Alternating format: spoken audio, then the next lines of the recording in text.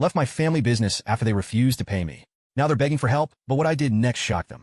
Hey Reddit, I'm a 34-year-old male, and I finally learned to set boundaries. But growing up, that word didn't exist in my family. Let me paint you a picture. My grandfather started this chain of barbecue restaurants back in the 60s. It was his baby, and he poured everything into it, blood, sweat, tears, you name it. When he passed, my dad and Uncle Mike inherited it. Sounds nice, right? Wrong. The problem was neither of them had a clue how to actually run a business. Grandpa's passion held it together while he was alive, but after that, it was all downhill. They ran it like it was their personal playground. And guess who was expected to clean up their messes? Yep, me. I got roped in when I was 10. It started small, cleaning tables after hours or doing inventory. It's just a little help, they said. But by the time I was 12, I was spending entire weekends in the back of the kitchen, chopping vegetables and mopping floors. And not once did I get so much as a dime for my trouble. Family doesn't charge family, Dad would say whenever I asked about payment. But this so-called rule only applied to me. My cousin Ryan, Uncle Mike's son, never had to lift a finger. He was either too young or too busy. Meanwhile, I was practically a full-time employee without a paycheck. I remember one summer when I was around 14. The restaurant was short-staffed because one of the cooks quit mid-shift. My dad called me out of bed at 6 a.m. on a Saturday to help out. I spent the entire day in the back sweating over a stove and running food to tables.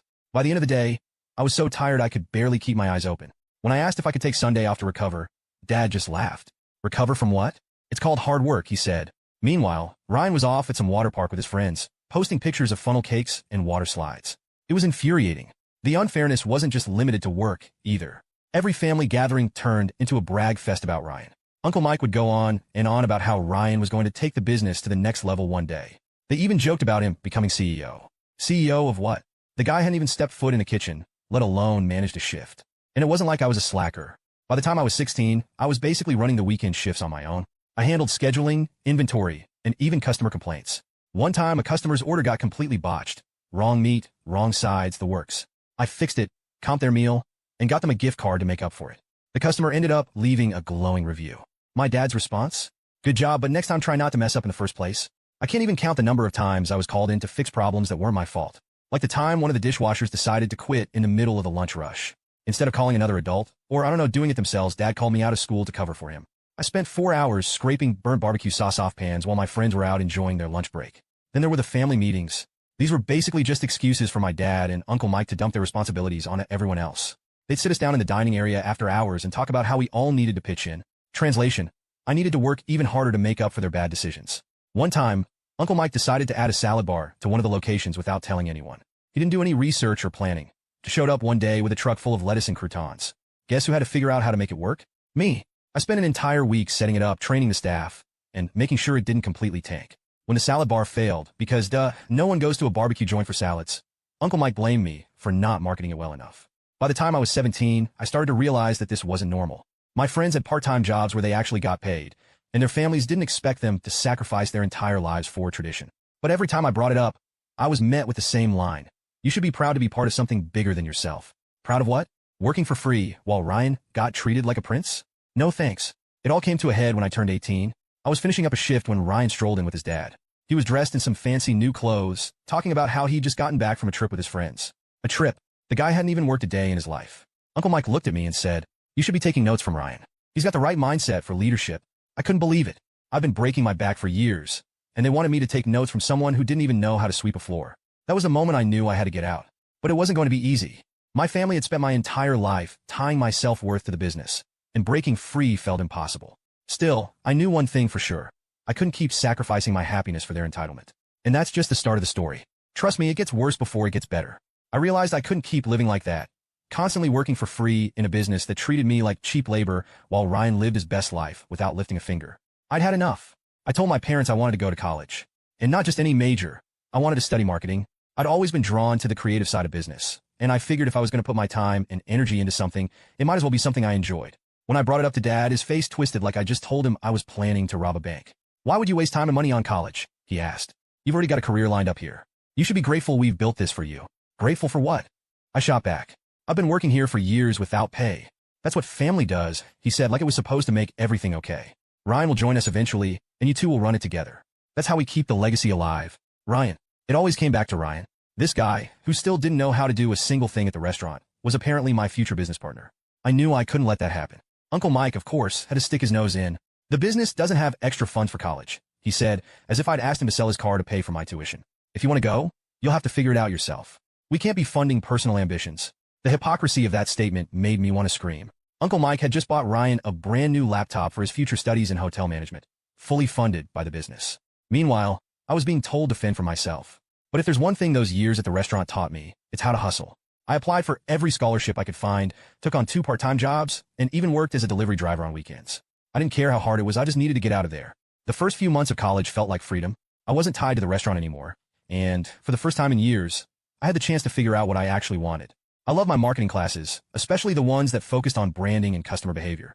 I'd spend hours working on projects and brainstorming ideas, and it felt good to use my brain for something other than calculating food costs or dealing with angry customers.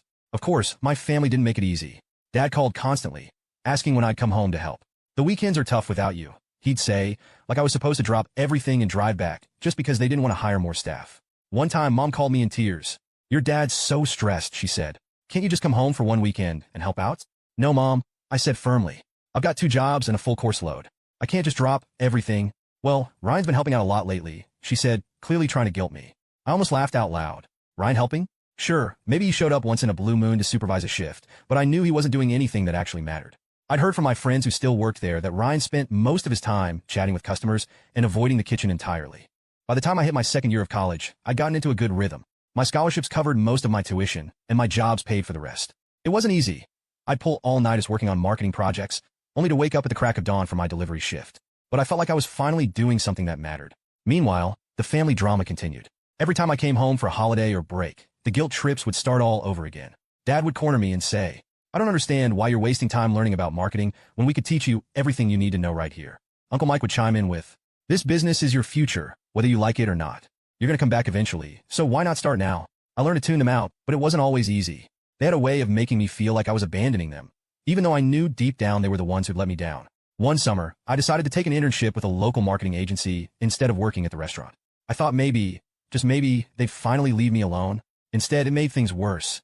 "You're working for strangers?" Dad asked when I told him. "How can you be so disloyal to your family?" "It's an internship," I explained. "It's not like I'm moving away forever. It's the principle of the thing," Uncle Mike said. "You're turning your back on the people who've always been there for you." "Always been there for me?" The audacity was almost laughable. But the internship turned out to be one of the best decisions I ever made. I learned more about branding, digital campaigns, and customer engagement in 3 months than I ever had at the restaurant. By the time I finished, I felt more confident in my abilities than ever. Of course, my family didn't see it that way. When I came home for Thanksgiving that year, Dad gave me the cold shoulder for most of the night. Uncle Mike made a snide comment about how real loyalty doesn't come with a paycheck. And Ryan couldn't resist bragging about how he'd helped run the place all summer. I didn't bother arguing. I knew they'd never see things from my perspective, and honestly, I didn't care anymore. I was building a future for myself, one that didn't involve being chained to their outdated, dysfunctional business. Once I finished college and started my career in marketing, I thought I was finally free of the family business. It turns out no matter how far you think you've gotten, guilt has a way of sneaking back in, especially when it comes to family. By the time I turned 23, I'd landed my first real job at a small marketing agency. It wasn't glamorous and the pay was nothing to brag about, but I loved it. I got to work with a mix of small businesses and startups, helping them build their brands from scratch. It felt good to be valued for my ideas, and for the first time in my life, I didn't feel like I was just some cog in a dysfunctional machine. Of course, my family didn't see it that way. To them, it didn't matter that I was doing well for myself. What mattered was that I wasn't doing it for them. "You're wasting your talent," Dad said during one of my rare visits home. "All those skills you learned could be helping the family." "It's not a waste," I told him. "I'm happy with what I'm doing." "That's not the point," he said, as if my happiness didn't factor into the equation. "You're turning your back on everything your grandfather built." That was his go-to line, by the way. Anytime he wanted to guilt me into doing something, he'd bring up Grandpa. "Your grandfather worked so hard to build this business," he'd say. "Do you really want to let all his sacrifices go to waste?" It was like he had a script, and he never missed a line. It wasn't just my parents, either. Uncle Mike had his own version of the guilt routine. Whenever I visited, he'd corner me in the dining area after hours and give me one of his infamous lectures. "This business is your legacy," he'd say, pacing back and forth like he was delivering a TED Talk. "Ryan can't do it all on his own. He needs you." That one always made me laugh on the inside. Of course, Ryan, the guy who spent more time on social media than actually working. The idea that he was carrying anything was a joke. But I kept my mouth shut because I knew it wouldn't make a difference. The worst part of all of this wasn't the guilt trips themselves. It was how relentless they were. Every time I came home, there was a new angle, a new way to frame their disappointment in me. One time, Uncle Mike even brought out the big guns, public shaming. We were at a family barbecue, one of those rare moments where everyone pretended to get along, and he decided it was the perfect time to air his grievances.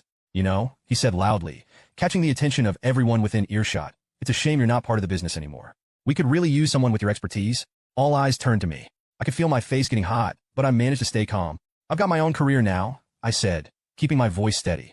The thing about guilt trips is that they only work if you let them, and I was getting better at brushing them off. But that didn't stop my family from trying.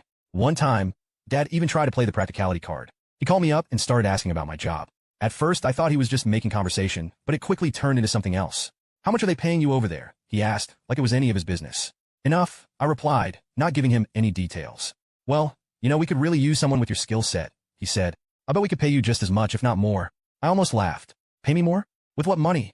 Don't be like that, he said, clearly annoyed. I'm serious. If you came back, we'd make it worth your while. It was tempting for about half a second, but I knew better. They had been promising to make it worth my while for years, and it had never happened. The calls didn't stop there. Every few weeks, Dad or Mom would find a new reason to reach out. It was mostly about the business. Do you have any tips for attracting more customers? At one point, I started avoiding their calls altogether. It felt rude, but I needed the space. I couldn't keep putting myself in situations where I felt like the bad guy for living my own life. But even with all the distance I tried to create, the guilt still crept in.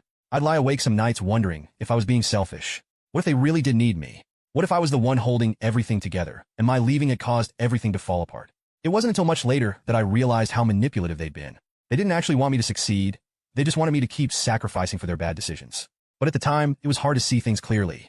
Now, I realized that the guilt games were just their way of avoiding responsibility. It was easier to blame me for abandoning them than to admit they'd been running the business into the ground for years. But eventually, they wore me down. By the time I caved and decided to go back to the family business, I was 26, and honestly, I felt like I was walking into a storm I had no business being in. I'd spent years trying to establish my own life, my own career, but the guilt eventually broke me down. They didn't just want help. They made it sound like the whole business was about to crumble if I didn't step in.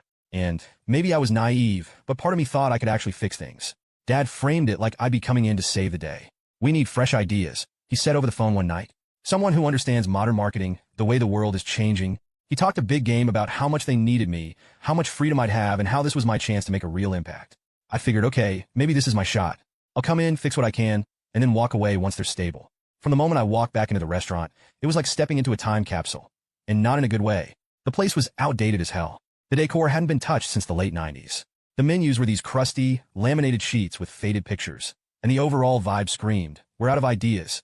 Even worse, there was no social media presence and no website worth mentioning. If you Googled the restaurant, the top result was a 1-star review complaining about cold food and bad service. And then there was my office. Dad had promised I'd be running the marketing department, but what he failed to mention was that the department was just me. My office was a desk shoved into a corner of the storage room, right next to the deep fryer oil. I literally had to move boxes of ketchup packets just to sit down. The staff situation was somehow even worse.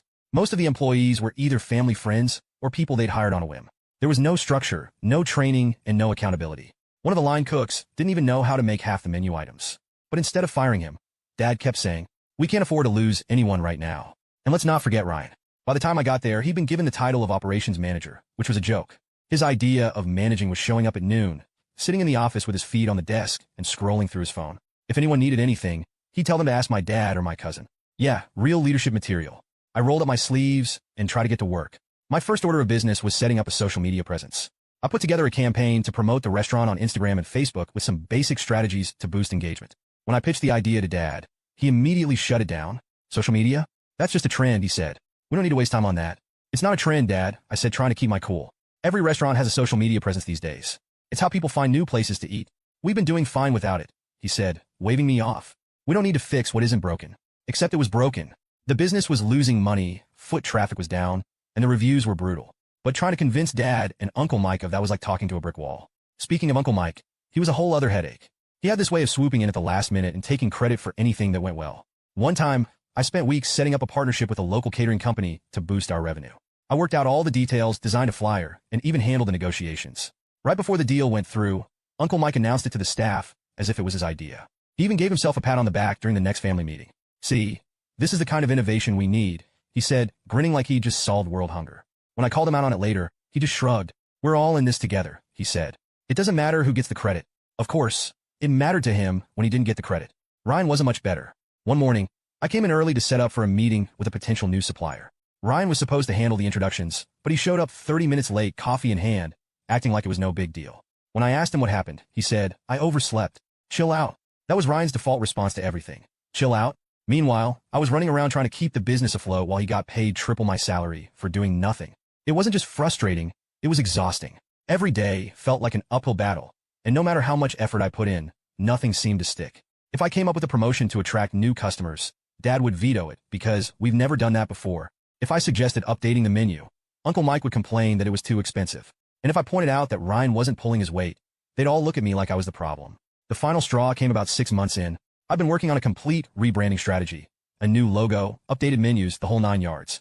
I put together a presentation and scheduled a meeting with Dad, Uncle Mike, and Ryan to go over the details. Halfway through the meeting, Ryan interrupted me. "This all seems like a lot of work," he said, leaning back in his chair. "Can't we just do something easier? Like a giveaway or something?" I stared at him, trying to process what he'd just said. "A giveaway?" I repeated. "That's your solution?" "Yeah," he said, shrugging. "People love free stuff." Before I could respond, Dad jumped in. "Ryan's got a point," he said. "We don't need to reinvent the wheel. Let's keep it simple." That's when I realized nothing was ever going to change. No matter how much effort I put in, they'd always find a way to undermine it. They didn't actually want fresh ideas or innovation. They just wanted me to do all the work while they reaped the benefits. I stuck it out for a year, but by the end, I was completely drained. The constant pushback, the lack of support, and the blatant favoritism were too much to handle. When I finally quit, Dad called me selfish.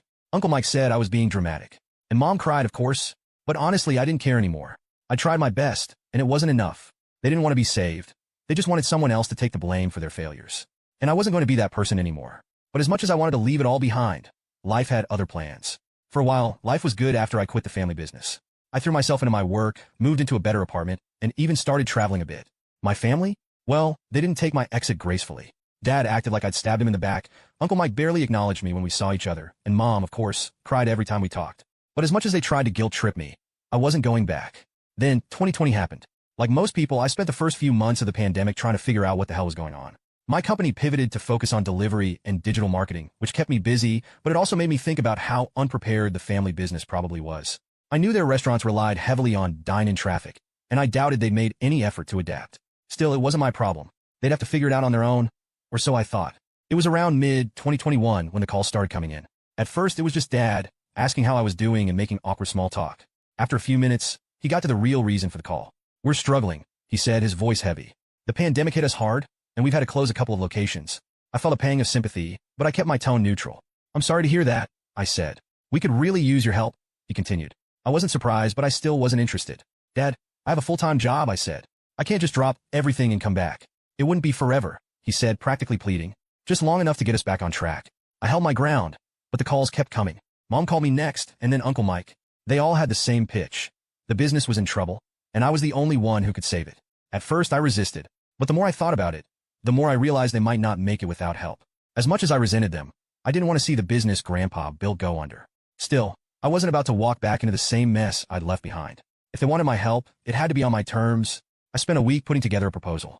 I'd take over operations and marketing, but I'd need a 40% ownership stake, full control over decisions, and a competitive salary. If they wanted me, they'd have to treat me like a professional, not a family obligation. When I presented my terms, the backlash was immediate. Dad accused me of taking advantage of the family in a time of crisis. Uncle Mike called it extortion. Even Mom, who usually stayed out of business matters, said, "I can't believe you'd put a price on helping your family." I stood my ground. "This isn't charity," I said. "You want my expertise? This is what it costs." It took them 2 weeks to come around. I'm guessing the mounting bills and angry calls from creditors had something to do with it. Eventually, they signed the agreement, though not without plenty of grumbling. Uncle Mike even tried to sneak in a clause limiting my authority, but I caught it and made him remove it. I was officially back in the fold. Walking into the restaurants again was surreal. Everything was worse than I'd imagined. Half the locations were shut down, the ones that were open were barely scraping by, and the staff morale was at an all-time low. My first order of business was introducing online ordering and delivery. It was something I'd been pushing for years, but Dad had always dismissed it as unnecessary. Now it was the only way to survive. I set up partnerships with delivery platforms, revamped the website, and launched a social media campaign to let people know we were open for business. Within a few months, sales started to pick up, but not everyone was thrilled about the changes. Dad complained constantly about how impersonal online ordering felt. Uncle Mike griped about the fees from the delivery platform. And Ryan was just pissed that I'd fired him. Yeah, I fired Ryan. It was one of the first things I did after coming back. He strolled into the office one morning, an hour late as usual, holding a smoothie and acting like nothing had changed. "What's up, boss?" he said, smirking. "You're done," I said, handing him his termination letter. He looked at me like I just slapped him. "You can't fire me," he said. "Dad and Uncle Mike will back me up, They sign off on this, I said, motioning to the letter. Clear out your desk. To his credit, he didn't make a scene, but I could tell he thought I'd cave. He probably assumed he'd be back in a week or two once Dad and Uncle Mike started whining about family loyalty. But I didn't budge. Firing Ryan was just the beginning. I cut unnecessary expenses, renegotiated supplier contracts, overhauled the menu to focus on quality over quantity, and introduced a loyalty program to reward repeat customers. I even brought in a consultant to help train the staff, which Dad absolutely hated. We've been doing this for decades, he said during one of our mini arguments. Why do we need some outsider telling us how to run things? Because what you've been doing isn't working, I said. If you want to save this business, you need to let me do my job. The loyalty program was also a big hit, but it almost didn't happen. When I first pitched the idea, Uncle Mike rolled his eyes and said, people don't care about points and discounts. They care about the food. People care about both, I countered. If we don't give them a reason to come back, they'll just go somewhere else. It took a lot of convincing, but eventually he agreed to let me try it. Within a few months, repeat business increased by 20%, and even Uncle Mike had to admit it was a good idea. Not that he gave me credit for it. He just stopped complaining, which was as close to a compliment as I was going to get. Still, the tension with Dad and Uncle Mike never went away. No matter how much progress we made, they couldn't help but nitpick every decision I made. Dad accused me of being too focused on the numbers and not caring enough about tradition. Uncle Mike claimed I was taking too much credit for the turnaround, even though he contributed next to nothing. Even Mom got in on the act, asking me one night if I considered donating part of my salary back to the business. It would be a nice gesture, she said. You know, to show that you're really part of the family. I couldn't believe what I was hearing. After everything I'd done, they still wanted more from me. About a year ago, I finally quit. It wasn't a sudden decision. It had been building up for months. The business was in a good place financially, and I'd accomplished everything I set out to do. The restaurants were turning a profit again, staff morale was up, and we had a loyal customer base. From the outside, everything looked great. But inside, it was a nightmare. The final straw came during one of our family meetings. By this point, I'd been running the operations and marketing for over 2 years. I'd modernized every aspect of the business, and it was thriving because of my efforts. But instead of being grateful, Dad and Uncle Mike were plotting behind my back. I found out they'd promised Ryan the CEO role. Yes, Ryan. Apparently, they decided that now that the business was stable, it was time to hand over the reins to family. Never mind that I was family too. In their minds, Ryan was the heir, and I was just the workhorse. When I confronted them, Dad didn't even try to deny it. You've done your part, he said. Now it's time for Ryan to step up and lead. Step up and lead? I repeated, trying not to lose it. He hasn't done anything except sit on his ass while I've been busting mine for the last 2 years. You don't understand, Uncle Mike said, as if I was the one being unreasonable. This business was always meant to stay in the family. Ryan has the right to be part of it. I am family, I said, my voice rising. But that's never mattered to you, has it? They looked at me like I was the problem, like I was being selfish for not wanting to hand over everything I'd worked for to someone who didn't deserve it. That was the moment I knew I was done. The next day, I submitted my resignation and sold my ownership stake back to them at a significant profit. Dad tried to talk me out of it, offering to double my salary. Uncle Mike called me immature and said I was throwing away everything we'd built together. But I didn't care anymore. I'd given them everything I had, and it still wasn't enough. Now, a year later, I'm finally at peace with my decision. It wasn't easy at first. For the first few months, I kept waiting for the phone calls to start again, the guilt trips, the pleas for help, but they never came. I guess they thought if they ignored me, I'd come crawling back. As for the family business, it's not doing so great. From what I've heard, they've undone most of the changes I implemented. The loyalty program is gone. The menu is back to its bloated, outdated state, and their online presence is non-existent again. The worst part? They actually brought Ryan back. Apparently, he's managing the business now, but based on the reviews I've seen, he's doing exactly what I expected. Nothing. Customers are complaining about long wait times, rude staff, and inconsistent food quality. The restaurants are losing money again, and at least 3 locations have already closed. Do I feel bad about it? Not really. I gave them the tools to succeed, and they chose not to use them. That's on them, not me. At the end of the day, it's not my responsibility. I spent years trying to fix their mistakes, and it nearly broke me. Walking away was the best decision I ever made, and I've finally stopped feeling guilty about it. If there's one thing I've learned from all of this, it's that loyalty isn't about sacrificing yourself for people who don't appreciate you. True loyalty goes both ways. It's about mutual respect and support, not blind obligation. Now, when I look back at everything I went through, I don't feel bitter. I feel proud. Proud that I stood up for myself. Proud that I set boundaries, and proud that I had the courage to walk away. Life's too short to waste on people who don't value you. If they can't see your worth, it's their loss, not yours. And that's where I'm at now. Finally at peace. Finally free. And honestly, it feels pretty damn good.